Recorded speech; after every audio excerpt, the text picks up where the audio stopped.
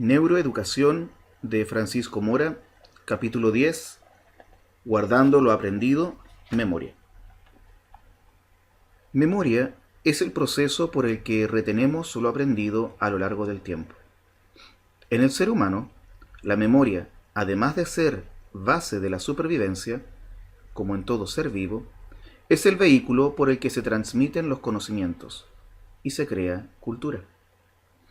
Memoria es también evocar lo aprendido cada vez que queramos y hacer uso de ello, bien en el contexto de una conversación, en un acto de conducta o simplemente en un proceso mental consciente determinado.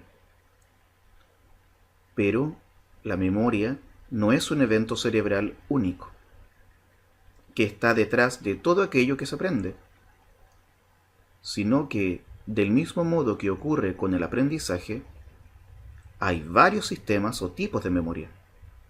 Unos son conscientes y otros no. Las memorias conscientes refieren a hechos o sucesos ocurridos que podemos evocar y contar. Son memorias declarativas, explícitas. Por ejemplo, ¿dónde y qué conversación mantuve ayer con un amigo? Este tipo de memoria es la que suele referir, de modo más general, a lo que propiamente es la memoria humana, aquella de la que hablamos todos los días y que se pierde o deteriora con la edad o debido a enfermedades neurodegenerativas como la demencia. Dentro de este tipo general de memorias explícitas se incluyen muchos otros, dependiendo, por ejemplo, del tiempo que seamos capaces de retener y evocar un suceso. Una de ellas es la memoria a corto plazo, que nos hace capaces, por ejemplo, de retener un número de teléfono por un corto periodo de tiempo. Todos tenemos la experiencia de que mantenemos en nuestra memoria el nuevo número de teléfono solo el tiempo que nos permite marcarlo en el aparato, y tras ello se olvida. Pero hay otras muchas memorias conscientes, desde la que nos permiten recordar un suceso toda la vida, memorias a largo plazo, hasta aquellas otras que pueden durar la ráfaga de un segundo y decaen o se pierden del mismo modo, memoria icónica. Y en medio, además, tenemos las denominadas memorias de trabajo, manipulación temporal de información que nos permite hilar los conceptos que evocamos en el pensamiento y así poder razonar, poder pensar, etc.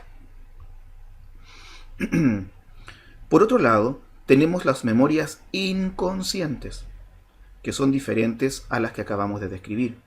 Por ejemplo, somos capaces de aprender a montar en bicicleta, a escribir en un ordenador o a conducir un coche.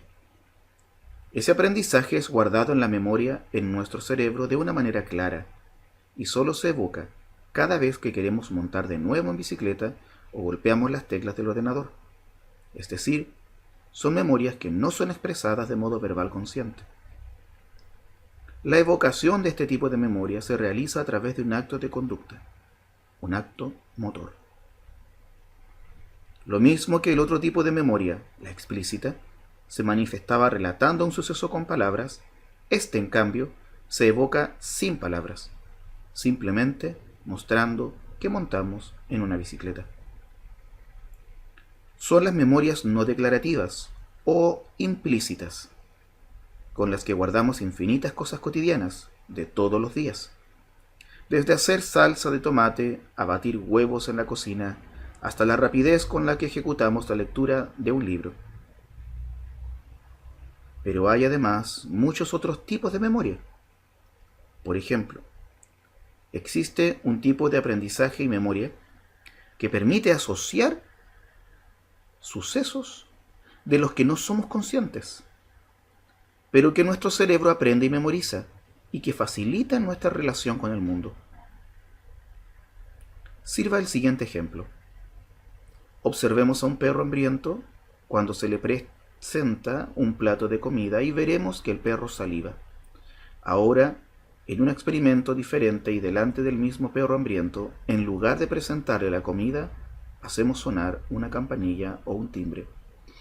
Veremos que, como era de esperar, en estas nuevas condiciones el perro no saliva. Ahora hagamos un tercer experimento, y en este cada vez que le acerquemos la comida al perro, hagamos sonar esa misma campanilla o ese timbre al mismo tiempo. Repitamos este último experimento muchas veces. Pasado algún tiempo, hagamos un último experimento. En esta ocasión, solo hacemos sonar la campanilla o el timbre sin aproximar el alimento. Y esta vez, al contrario de lo que observamos la primera vez, el perro ahora sí saliva. Está claro que el animal ha asociado el sonido de la campanilla o el timbre de la comida y la presentación de uno u otro hace al animal anticipar el alimento y realizar la respuesta de la salivación. El animal ha aprendido y memorizado la asociación de dos estímulos y su correspondiente respuesta a los mismos.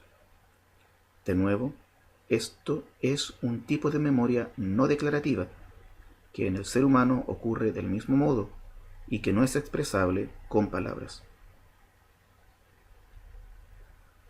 Un último tipo de aprendizaje y memoria que vale la pena destacar es aquel por el que, cuando un suceso viene ligado a un acontecimiento emocional, tiene tanta fuerza para ser guardado en nuestro cerebro. Valga en este caso otro experimento. Por ejemplo, a un animal se le da un pinchazo muy suave sobre la piel o un estímulo eléctrico capaz de evocar una determinada respuesta motora, sea esta la contracción de un músculo sin dolor. Si este estímulo se repite varias veces sin más consecuencias, es decir, que el estímulo no se siga de un daño, dolor o recompensa, placer, el animal termina no realizando respuesta o conducta alguna ante el estímulo. Esto señala que se ha habituado al mismo. Si por el contrario el estímulo sí tiene una consecuencia, sea esta dolor o placer, entonces la respuesta se potencia, es decir, el animal se sensibiliza claramente ante dicho estímulo y aumenta su respuesta. En este último caso ha guardado en la memoria el significado de este suceso, tanto que posiblemente para siempre evite dolor o repita placer la conducta correspondiente a aquellos estímulos. De nuevo, no se necesitan muchas palabras para enmarcar estos procesos de aprendizaje y memoria en la cotidianidad de nuestros días, en particular cuando somos niños.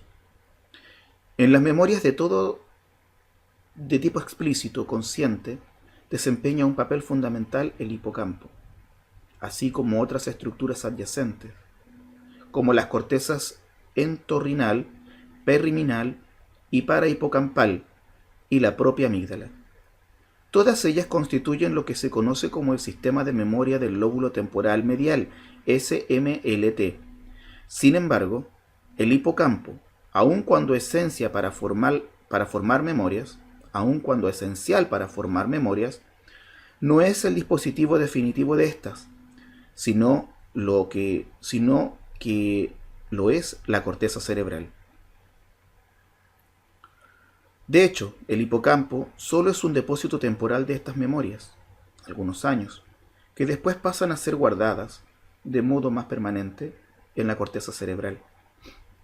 La neurobiología actual revela que cada área de la corteza cerebral, cada circuito neuronal, lleva intrínseca a sus redes la memoria. Por ejemplo, la memoria perceptiva de nuestro cuerpo a través del tacto se encuentra en las áreas somatosensoriales de la corteza parietal y también en las áreas motoras de la corteza frontal. Del mismo modo, guardamos la memoria y perceptiva visual de nuestro cuerpo en las áreas visuales y de igual forma también para otros sistemas sensoriales como la audición. Como antes hemos señalado, el almacenamiento definitivo de memorias conscientes, las que manejamos todos los días y que tienen su primer depósito en el hipocampo, y que tuvieron lugar en nuestra niñez o hace 30 años, tardan muchos meses e incluso años en ser depositadas en la corteza. Este proceso se conoce como consolidación. Los modelos recientes computacionales de consolidación de la memoria sugieren que las huellas iniciales de memoria, en el momento en que se realiza el proceso de aprendizaje, se establecen tanto en la corteza cerebral como en el sistema temporal medial. Y cada vez que el evento mnemónico de memoria es evocado o recreado, hay una interacción entre ambos sistemas, dando lugar a un pequeño aumento de la fuerza de las conexiones sinápticas en la corteza cerebral del área correspondiente. En términos neurobiológicos, esto quiere decir que el aumento de la fuerza de los registros de memoria es equivalente a los cambios en la eficacia sináptica entre conexiones córtico-corticales en la corteza cerebral y conexiones entre la corteza cerebral y el sistema temporal medial. Los procesos de memoria, como ya señalamos a propósito del aprendizaje, posiblemente conlleven una cooperación entre los sistemas conscientes y los no conscientes, al menos en lo que se refiere a su expresión en la conducta. Está claro que en el caso de las memorias declarativas conscientes, un suceso cualquiera que nos ocurra, como conocer a una persona que nos impacte, puede modificar nuestra conducta y lo sabemos. Somos conscientes de ello. Este tipo de memorias pueden ser evocadas, traídas a la conciencia, a la mente, bien como pensamientos sin más o como una imagen visual. Frente a ello, sin embargo, los otros tipos de memoria de los que ya hemos hablado, las no declarativas, son inconscientes, y en ellas el conocimiento adquirido se expresa en los propios mecanismos de la conducta, sin que nunca pueda aparecer conscientemente ninguna traza de esta última memoria. En otras palabras, un suceso que nos ocurra y del que hagamos memoria no consciente se registra en áreas del cerebro que luego pueden modificar nuestra conducta. Y es así como, sin saber por qué hay personas, lugares, cosas, animales que nos pueden resultar desagradables, debido a que alguna vez ocurrió algo relacionado con ellos de lo que no guardamos un registro de memoria consciente.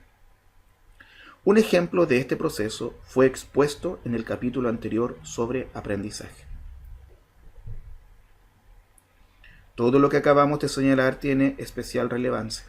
Además, para entender cómo sucesos ocurridos a una edad muy temprana, antes de los 2 o 3 años, pueden tener una especial significación en la conducta futura del individuo sin que de ello se guarde un recuerdo o memoria consciente escondida entre los entresijos del cerebro.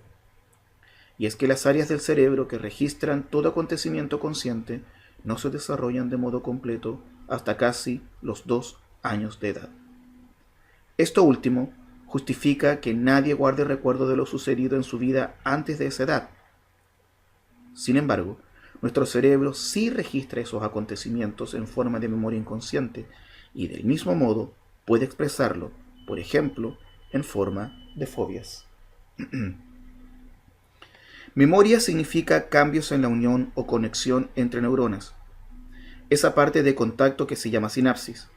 Precisamente cambios morfológicos de la sinapsis como resultado de procesos de aprendizaje y memoria se han observado en el hipocampo.